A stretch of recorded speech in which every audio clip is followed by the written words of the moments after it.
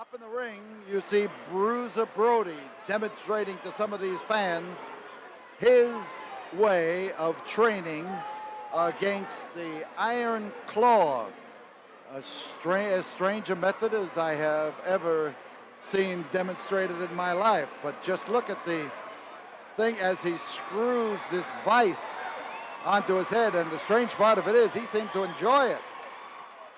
He looks to me like he will be enjoying it.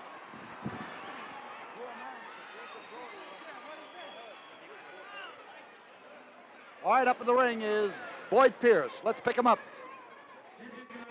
Semifinal, ladies and gentlemen, 2 out of 3 falls with a 45-minute time limit at 265 pounds from Austin, Texas, the American Dream, Dusty Rhodes.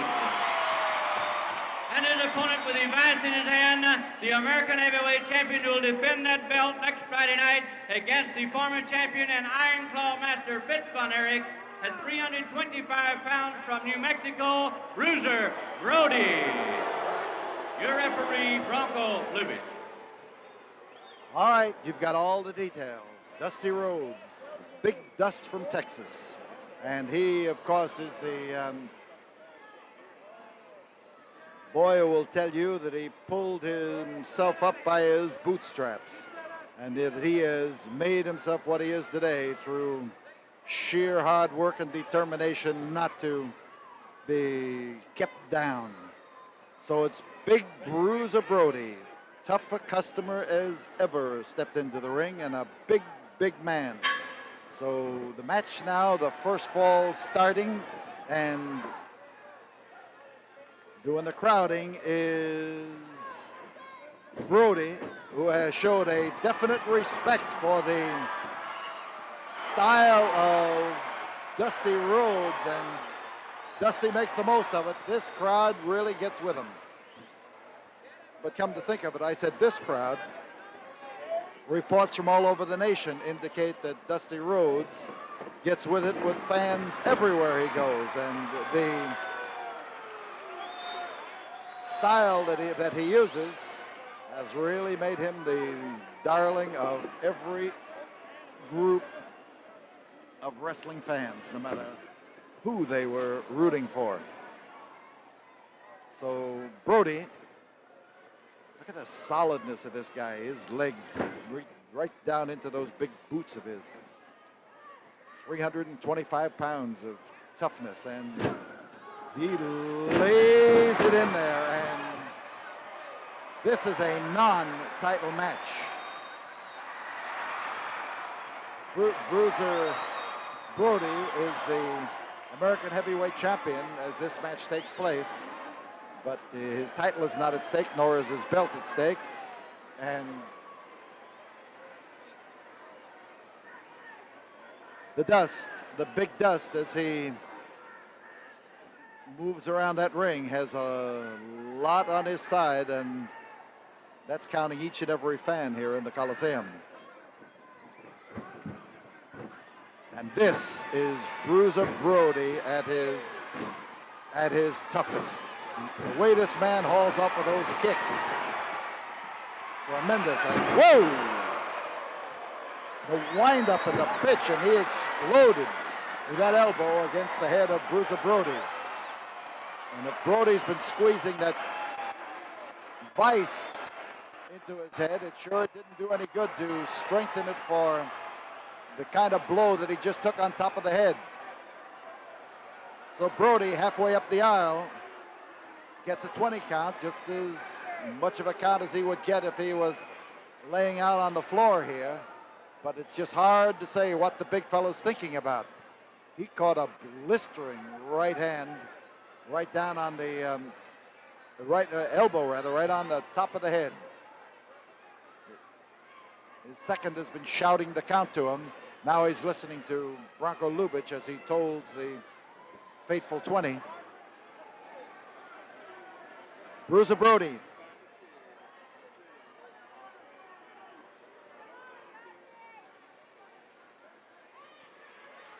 He's not so sure that he wants to move in on Dusty Rhodes.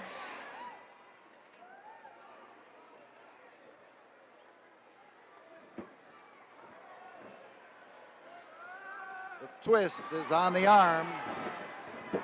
You see Dusty Rhodes as he maneuvers around to try to keep Bruiser Brody under control.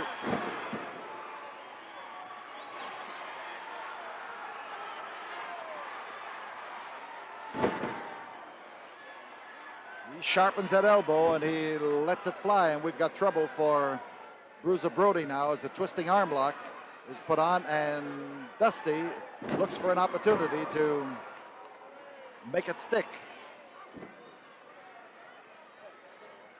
If you talk about using an elbow, when you get that 325-pounder driving that one down there, you are really stocking up some TNT right at the point of that elbow.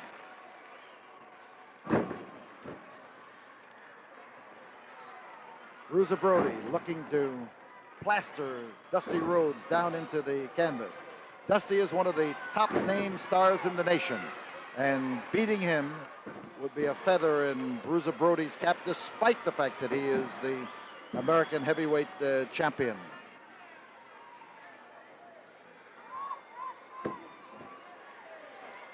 So the Bruiser lashes out with that right of his, and Dusty was on the receiving end.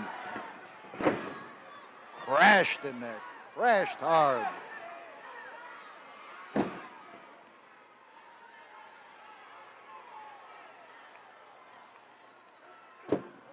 He's finding it.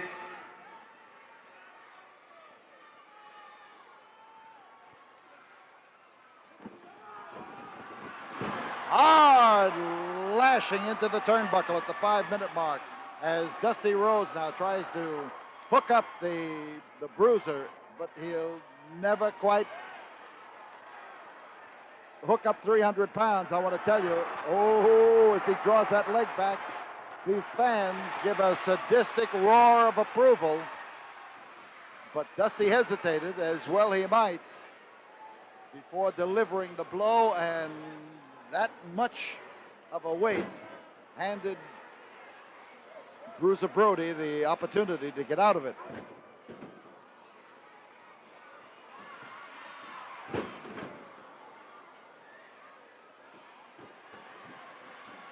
Brody again, he follows through with that foot. He drives the foot forward with a kick and keeps his weight right in behind it. And he has literally plastered Dusty Rhodes. There's a fall. So the first fall of this match goes to Bruiser Brody. There it is. It's his first blood. And we now tell you we'll return here in a moment after this word from the studio. Well, the bell hasn't sounded, and Bruiser Brody is waiting for Dusty Rhodes to come into the ring. But look over to the right. Dusty Rhodes has come up, and he is now sneaking around to this side of the ring, the far side, as Brody waits. And the bell sounds, and here is Dusty Rhodes coming up with a sneak attack and laying it into Bruiser Brody. And Brody is smashed all over the concrete here, and here comes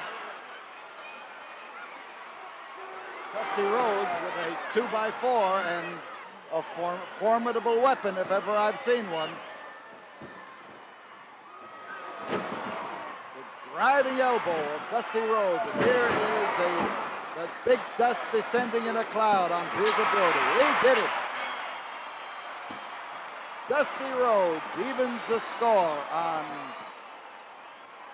Bruiser Brody.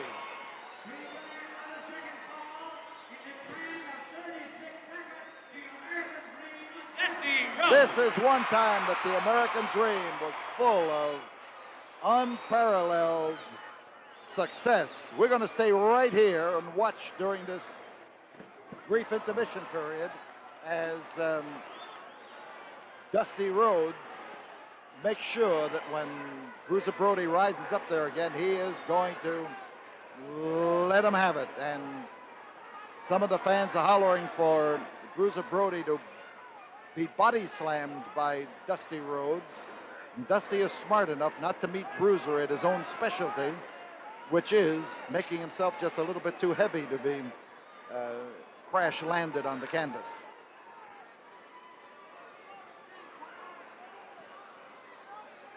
So the Bruiser, with 1 minute to go in this rest period, sits over there wondering what happened and what hit him, and not finding the answer to either one. Dusty is more than ready, and referee Bronco Lubitsch telling him to wait. Bruiser having his problems over there. I think his second is trying to explain to him what struck him. The time is running down, 30 seconds to go, and Bruiser is telling referee Bronco Lubitsch to make him step back, to give him more time, and he's trying to shake some of the cobwebs out of his head. Now the fans are really rooting for the man with that charismatic style, and as the bell sounds, he's ready. So the Bruiser, who is still trying to figure it out, keeps catching it right square on the nose. Well, our alert announcer, Boyd Pierce, managed to get out of the way, and so did our agile timekeeper, Mike Williams.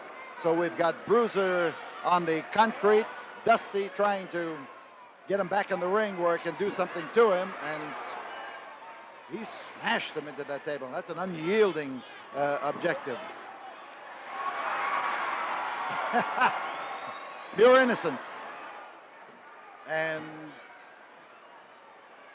as Bruiser comes back, he's a little bit upset and a little bit the worse for wear. But this is the third fall of this match, and it has not yet been decided. And Bruiser Brody caught a two-handed wallop that time, the old axe handle blow. But missing one the way he did then, with his driving force coming down and missing his target, can really take the steam out of you. Now, Dusty, a little bit the worse for wear for his running into Brody that time so soon after he had taken a lot of punishment. But right now we've got Brody up, we got the Bruiser ready, so it could be a tough spot for the Big Dust.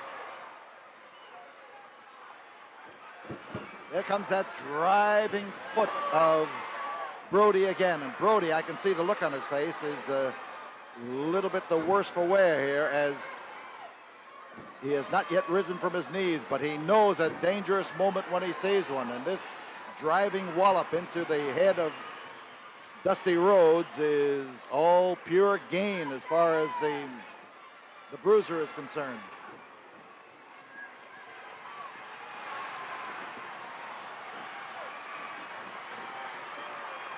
The dust is up, and he is giving Bruiser a taste of his own medicine. Drop kick and a beauty. And look at the style on the Big Dust from Texas. Fans giving the thumbs down for Bruiser Brody. Well, we're in the Coliseum. They're acting like Romans, and they are giving Dusty the okay to do anything he wants if he can.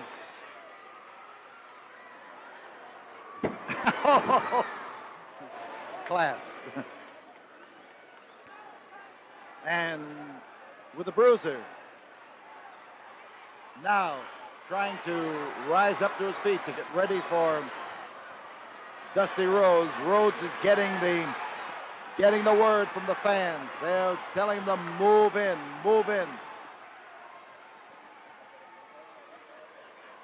Hard to find a man who gets more reaction out of fans than the Big Dust. He's got them right in the palm of his hand. They love to cheer him on, but right now he needs it. Brody trying to set him up.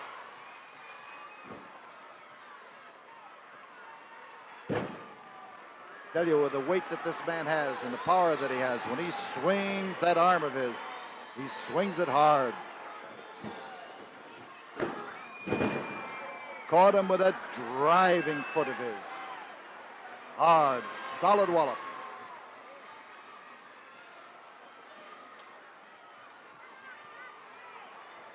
Trying to set him up again, and set him up he did. And this could be it as far as Dusty Rhodes is concerned. That's a 325-pounder who was stretching him out on the canvas, and Dusty just raised the hand that time and waved to his fans to let them know that he was still in this fight. And in the fight he is, as he starts now to wail away at the midsection and the jaw and the whiskers of Bruiser Brody.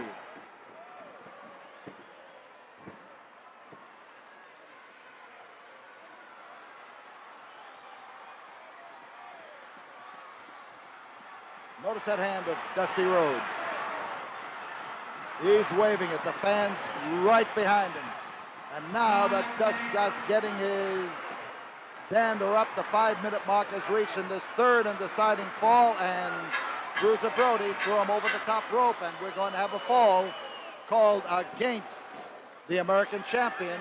He has been disqualified in this battle here. And the fall is going to go to Dusty Rhodes.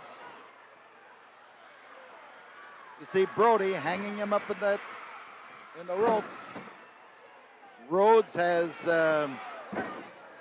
Rhodes is cementing his disqualification. I guess he figures he can only lose once, but he has lost this verdict for throwing Dusty Rhodes over the top rope.